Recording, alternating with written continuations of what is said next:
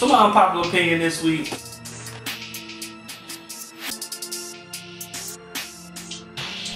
Welcome to Antisocial Commentary. My name is Chris Agnew. Actually, I don't have a guest this week on the podcast. I actually told Mia last week she was a permanent guest, but she could be replaced. And boom, 1 week later, we see where we're at. And that's no slight to Mia, but you know, it is what it is. As I sit here with my drink that definitely has alcohol in it, I'm going to attempt to do a podcast by myself, see how this works. If I like how it goes, I'll probably do this again because you can't rely on people. I'm one deep when it comes to the production side. I don't got no extra help. I don't got 2-3 people with me to do a podcast with. So you got to use what you got. And we'll see how good this works. So let's jump right into this podcast, man. Let's talk about an epiphany I had this week. I had an epiphany about why I dislike, not necessarily dislike, but just don't listen to guys like Kendrick Lamar or J. Cole. And the reason I think I don't listen to them as much is due to the fact that I appreciate rap that has kind of a rebellious nature to it, in the sense that, yeah, this is my art, this is how I'm making it, and I don't give a damn about how you feel about it. And I think Kendrick Lamar and J. Cole, they make safe music. Now, before you get go crazy in the comments or whatever, I say that they make safe music in the sense that if you like hip hop, or you're a hip hop head or a hip hop historian or hip hop critic, you're gonna like Kendrick Lamar and J. Cole's music. Why? Because they're making music that to your ear is gonna be something that you want to hear. It's almost as if though they're pandering, and I'm not saying that they are pandering to a certain demographic or audience, but I think their music is safe, and I think that they're not really pushing the envelope as far as something. I want to be clear. They're not pushing the envelope for people that are inside the hip hop community. They're making music that they know that we're all gonna say, "Oh yeah, that's good. That right there, that's good. That's good music right there. That is something that we need. They're the best. They're gonna get the critical acclaim." Now, as far as someone that's not a hip hop head, someone that like listen to pop music or country or something like that, obviously I'm not referring to them as making safe music, but because to someone that doesn't listen to hip hop, J. Cole might as well be fucking T Grizzly. It's all the same to them. So, but I'm talking about in the hip hop community, I think they are making a safe brand of music, and I personally prefer my hip hop to be a little bit rebellious. I like it to be not necessarily what everybody's gonna like. I kind of want to just like my little corner of stuff that maybe a few people fuck with, but past that, you know, I'm saying I don't want to listen to someone that everybody likes, everybody says it's good. That's just not me. So as far as that goes, that's actually what I came to the realization of. But since we're talking about hip hop, actually this week Drake was on the Shop, LeBron and Maverick Carter show, The Shop, and he actually kind of addressed the Pusha T beef. Talked about how he felt about it, and you know, a real Drake thing to do, to talk about his feelings as far as a rap battle. And at this point, I think Drake just needs to like shut the fuck up. Just because, my dude, you lost the battle. You knew you lost the battle, and don't be that person that's coming out saying like, oh yeah, I had the diss track, but I didn't release it. Whatever. Like you're the dude that got beat up in class, and it was like, man, I would have hit you, but my mama told me not to do it, so I didn't hit you. Like, you don't get credit for that for me, and I just personally think that Drake, you need to shut up. You lost the battle, take your L, and move on. Like, and don't try and like move the goalposts, because 1 minute you're talking shit about Meek Mill's girl. You even talk shit about Pusha T's woman, and that's why he came at you so crazy. Let us not forget that you said what you said, which caused Story of Adidon to come out. Like, you were disrespectful about Pusha T's family, and then Pusha T took it there. He took it there to when he came at your family. So don't forget that. And for you to, I wish I could play the clip on the podcast, but I'm pretty sure I get sued. Drake was like, oh, well, I didn't think the song was good. Come on, bro. I know he was dissing you, and I know you probably didn't like the content, but we can honestly probably put Story of Adidon in the upper echelon of rap disses slash beef songs, because first off, let's just think of the weight of the song. He exposed the fact that you have a child, although you should have known he had a child already. His baby mama had been popping off for like a year prior. Any song that ends a beef pretty much it's gotta be in the upper echelon. Like I can't really think of too many songs on the top of my head that like ended the beef. Like, yeah, it's over after this. It like, even with like think of like Ja Rule and 50 Cent. Like, yeah, they had some songs that went back and forth, and Ja Rule's career was pretty much over, but Ja Rule and 50 Cent are still beefing. They're still going back and forth on Instagram or whatever have you, with Twitter or whatever have you.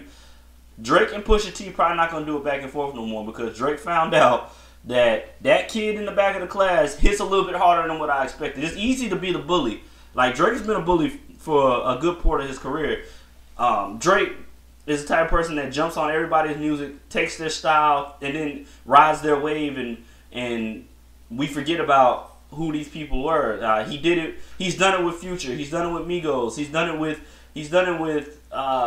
you name it. Shit. Drake is a habitual wave rider. And now you finally got called out for some shit, and you want to act like as if though like I would have did something, but I didn't. Come on, bro. You lost. It's okay to lose, fam. Everybody takes the L from time to time. Just admit you lost and move on. But don't act like what Pusha T was going too far. It's a rap beef, fam. Like, if you're cool with talking about Kid Cudi's mental health issues while homies in rehab, Pusha T should be able to talk about your man's having MS. Like, and for you to be like, oh, he wished death on him. I didn't hear him wish death on him. I heard him say how much time he got, and the man is sick. Like, these are facts. Like, he is telling a fact. Like, he looks sick. I don't think that was him saying like, oh, I wish him death. But I think he was saying like, what's your plan of action when your man's goes and he controls your sound? Like, what is your plan when he's gone? So I don't personally think it was a diss. And while we're on the topic, man, LeBron James, man, like, am I the only one that remembers that LeBron was smooth jamming to I don't know if it was Infrared, but he was definitely jamming to Pusha T's album during the time of the beef. And for you to have Drake on your show acting like as if though you weren't, that was kind of confusing to me. Talking about you could never let me down, bro. Like, that was like that was some of the softest shit I ever heard. LeBron, it's reasons like this. You make it hard for us to stand up for you when people want to talk about who's better, LeBron or Jordan. When you're saying things like, you could never let me down, bro. Like, you're 6'8". Why did your voice go up an octave when you said that? You could never let me down, bro. Like, what was that? What was that? I don't understand. I don't get it. I don't get it. Since we're already talking about sports, we can kind of talk about football this weekend. As you can see, I got my Redskins hat on. I'm actually pretty happy about our victory this week, but I didn't have a good week. When it comes to football, I have a list of things that I particularly like, and it goes like this. I need the Redskins to win off top. That you can already have a decent week when the Redskins win. I need the Cowboys to lose. Cowboys blew out a team that I thought was a Super Bowl contender in the Jacksonville Jaguars. So not only was I mad that they won, but they won in a blowout. So that was annoying. Number 2, I need the Patriots to lose. Patriots didn't lose. They actually beat my man Patrick Mahomes. He went to Texas Tech. So that was a little annoying, but I need and because the Patriots didn't lose, I didn't have a good way. Hey, sit, stay. So since we already talked about LeBron, let's talk about a little sports. As you can see, I got on my Redskins hat. Had a good week this week. Redskins won. But I just want to just jump out the window and say I had a great week. What makes me have a great week it's a combination of things. I need the Redskins to win. Redskins to win. I can have a good week when the Redskins win. Nothing else can happen. Redskins win. I'm good. But I also need the Cowboys to lose. Unfortunately, the Cowboys won, and they actually beat a team who I thought was going to be an AFC contender in the Super Bowl this year. And it's not looking that way in Jacksonville. So Cowboys to lose. I need the Patriots to lose. I absolutely hate the Patriots. I'll probably go into a little bit of detail on the Patriots and why I need them to lose all the time. But they won. They beat my man Patty Mack, Texas Tech alumni, Patrick Mahomes, and so that was they gave them their first loss. So I wasn't happy about that. And lastly, I need the Texans to lose, and that's saying a lot because I do live in Houston, but the reason why I love seeing the Texans lose is because their fans, man. At the beginning of this season, I gave their fans until week 6 before they're gonna want a new QB. Texans fans are just freaking intolerable. Like every year, Super Bowl. We go into the Super Bowl, but by the middle of the season, we want a new QB because things aren't going their way. So I gave them until week 6 before they want a new QB. We'll see how that goes. Also, J.J. Watt, you're on the clock. Your body's not holding up too well, man. You're going to get hurt sometime. I gave you till week 4. After week 4, you're on the clock. We'll see what happens. So actually, let's talk about the Patriots, though. I feel like my history with the Patriots, man. I was originally from St. Louis. Was a Rams fan before they went to L.A. And I was avid Rams fan when they went to the Super Bowl with the Patriots and the Patriots won. And that began my hate of the Patriots. Come to find out they cheated to win that Super Bowl with Spygate. Some people say that they didn't record the Super Bowl, whatever, but let's be real. When there's smoke, there's fire. Patriots are a bunch of cheaters. I feel like the Patriots are the white supremacy incarnate in football. And I'm not saying anything new. I'm sure someone has said this before, that the Patriots are white supremacy. They just show white supremacy. It's like you got the golden boy, blonde hair, blue eye QB Tom Brady. You got him throwing the football to a bunch of 5'8" white guys, which is crazy because we're in a league you don't see that. You don't see white guys play receiver and not at a championship level. I mean, shit, their name is the Patriots, and I'm not gonna just say calling yourself a Patriot just instantly makes you a white supremacist. However, if someone is saying, I'm a Patriot, if they actually call themselves a Patriot, it's a good chance that they probably hang niggas in their spare time. It's a good chance. But I just for some reason I just feel like white supremacy just wins when the Patriots win. And I guess we kind of figured that out when we found out they were all Trump supporters. Not that they all, but the organization does support Trump. I guess we should have seen that one coming. But I don't know, man. I just feel like white supremacy it takes a W every time the Patriots suit up and win a game. Especially because just like white guys, man. And if they can't win, they're gonna find a dirty ass way to beat you. You know what I'm saying?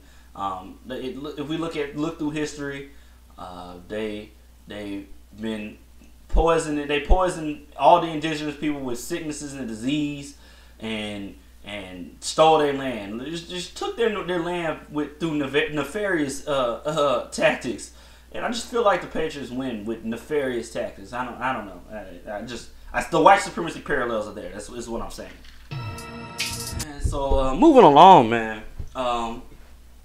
Actually, this week, I think I reached my social media breaking point. I think social media has now reached its apex and maybe going down for life. And just to give it some context, we have allowed a lot of fuck shit to happen through social media. We have allowed elections to be won based off of social media. We have seen people become famous because they look good because of social media. We have allowed women like Amber Rose to be the voice of feminism through social media. We have allowed like 80 different genders to come about because directly because of how people have a voice through social media. Not to say that I'm saying anybody's gender identity is wrong or whatever. I'm not saying that. See, you got to say that because of social media. People get outraged if you don't. Even though science says that there's one thing, we ignore that when it comes to gender, but we definitely want to use science when it is advantageous to us, like when we want to talk about global warming. Me personally, I think we should use science for everything, but whatever. Moving on. My social media breaking point, and this might just be my social media breaking point. It could be anybody else's social media breaking point. I'm sure y'all have had y'all breaking point before that, but mine was popular Instagram model Brittany Renner has dropped a book. And I, for one, am certainly confused because since when did we give a damn about what these Instagram hoes think? Like, from my understanding, I thought we were only here to see what y'all look like. Now we want to hear how you feel, and I don't want to hear no crap about, oh, Chris, you're being sexist, whatever. I'm not. Because let's be real, we all are a little sexist. That's why nobody was becoming famous off of what they said on Twitter. Name one female that we know that was becoming famous off what they said on Twitter. It didn't happen because we don't care about what you think. We want to see what you look like. As far as the Instagram models go, I'm not saying every woman. Like, don't confuse my words. But as far as the Instagram women, they have made a living off of how good their ass looks or how good their face looks. We don't give a damn about what you think. Like, we just gonna sit by and let this go idly by as we've already allowed the Instagram models to take over rap. We're gonna allow these Instagram models. We've allowed these Instagram models to become actresses. We've allowed these Instagram models to become comedians. Like, oh my, we're gonna let them become authors now. We're just gonna stand idly by, men and women. We're gonna stand idly by and allow these Instagram hoes to blow up and take over another industry. I feel like at some point we gotta put our foot down. When do we put our foot down? Like, as a community, as a society? Or we're just gonna keep letting this go? Someone inform me. If we're gonna keep letting this go, then cool. We can let it keep going. That's, it's something else that happened this week. Orlando Brown. Y'all might know Orlando Brown from his popular meltdowns on the internet. His DJ Vlad interview where he was clearly on something. You actually might know him from other things, such as That's So Raven. He was motherfucking Eddie on That's So Raven. Originally I know him from Major Payne. He was a little boy in Major Payne. Go back and watch that. He was in Max Keeble's Big Move and Eddie's $1 Million Cook-Off. He did a lot of funny stuff. But Orlando Brown, apparently his friends have sent him to rehab. And my initial reaction to that was, Orlando Brown has friends? And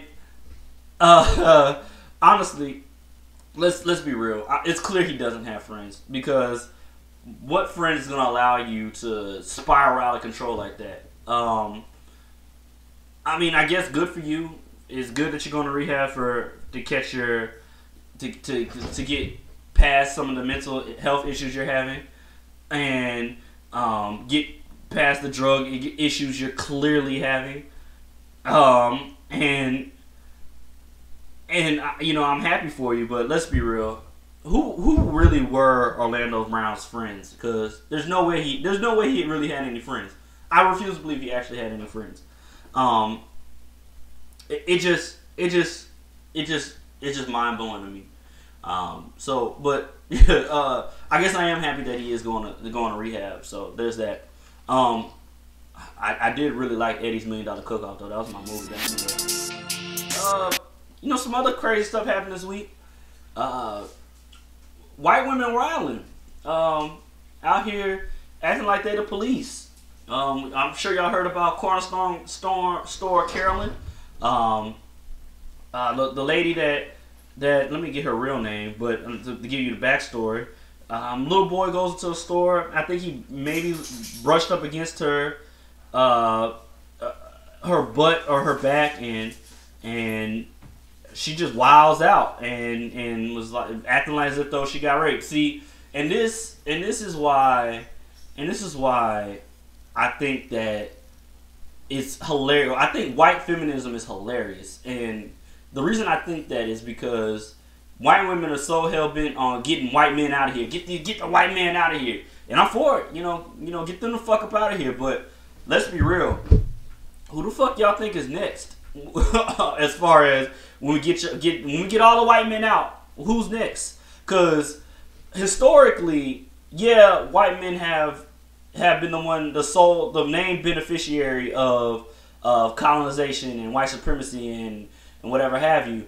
But who do you think was the next people to benefit from it? You think white women were sitting idly, just sitting there saying like, oh, well, having all this land and territory is bad?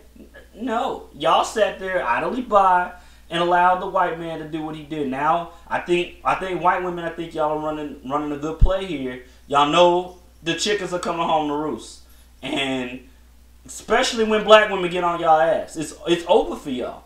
Cause once y'all get these white men the fuck up out of here like y'all want, we're not riding with y'all. I just want to let y'all know that now. So the way that white women forget conveniently when it comes to black feminism, how quick y'all forget about black feminism. Oh yeah, we're not forgetting about that. We're gonna be, they're gonna be on your ass. And as far as like the life suffering, I should say, throughout history, historically, if we want to do a list of people who got it the worst, I'm pretty sure it goes white men at the very bottom of who gets it the worst, and the next step up is going to be white women. I don't think for 1 second when it comes to who had the worst as far as a suffering has gone in history. I don't think white women. I don't think. What do you think y'all had it worse than black men? I don't think so. Or black women? I don't think so. Asian men, Asian women? I don't know. Hispanics? I don't think so. So you know what? White feminists, do your thing, but just know chickens are coming home to roost. That's all I'm saying. So back to Cornerstone Carolyn. She freaks out about a little boy touching on her. A little 9-year-old black boy freaks out and said he touched on her ass and blah blah blah blah. I believe she called the cops. Her name's Teresa Klein, by the way, and come to find out, we get video proof that he wasn't. Not only was he not even looking at her, it clearly was accidental, and we can't even tell if he actually even touched her in the video. But it looks, if he did touch her, it looks very like accidental. I just think it's hilarious that white women are wilding so crazy. Fast forward a couple days later, and in St. Louis, we have a white woman that's blocking a black man from coming into his apartment, and I believe her name was Hillary Brooke Mueller. I don't know. That's probably like the whitest name I've ever heard in my life. Hillary Brooke Mueller. She didn't let a black man into his apartment because she just didn't want him to believe that he lived there. I guess I don't know. I don't know what her reasoning behind it was.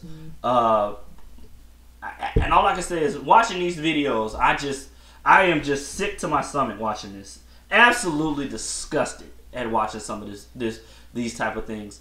I think as a community, black men and women, we need to just call the cops on white women. They're clearly a menace. They're the ones that got Emmett Till killed. I think the biggest threat outside of like diabetes and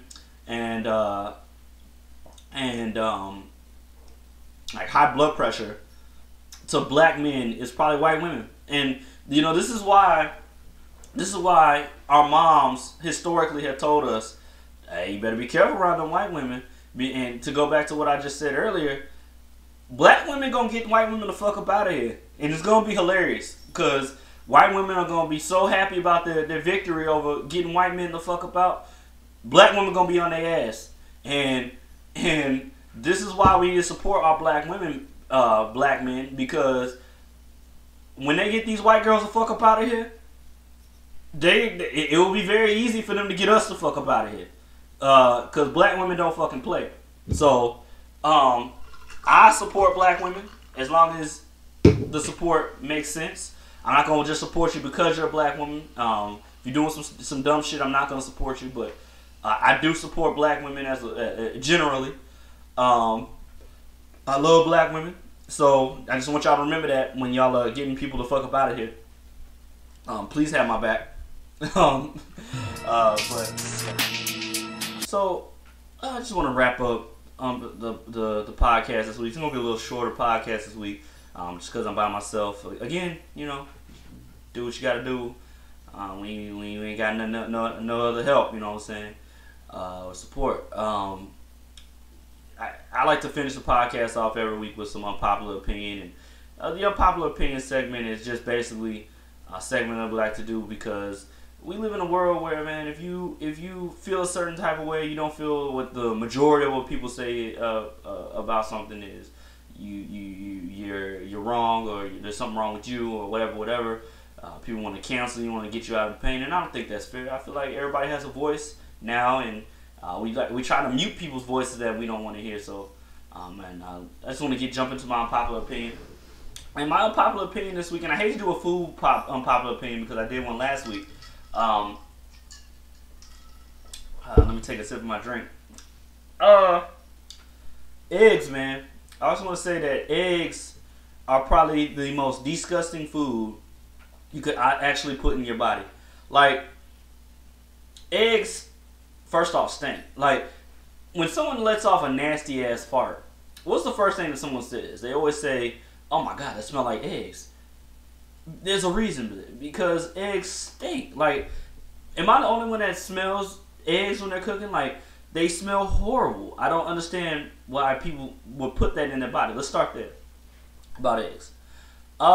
Let's move on to the actual texture. The texture is disgusting. Like, the texture of eggs are horrible. Like, how in any form, scrambled maybe it'd be the least disgusting texture, but people that eat eggs like runny or over easy or fried where the shit is dripping, like, you like that? That is, how do you like? I don't understand why people like eggs. Like, I just don't get it. So the taste and the texture, I mean, the smell and the texture are one thing. So let's talk about the taste. They don't taste good. Eggs, you gotta do all types of shit to them to make them taste palatable. Eggs are just gross, man. And I know how important eggs are to, like, baking and stuff like that. I'm not taking eggs out of that type of area, but I don't know, man. I can't fuck with eggs. So that's my unpopular opinion this week. Eggs are disgusting. I feel like eggs should be banned for non baking use or non fried rice use. I guess they're okay in fried rice, but other than that, man, I just think eggs need to be banned all in all. So I don't know. That was the podcast this week. It was just me by myself. If I like how this comes out, I might do this again. Hopefully Mia is available next week for a podcast. Who knows? But my name is Chris Agnew. That's Antisocial Commentary. Thanks for listening.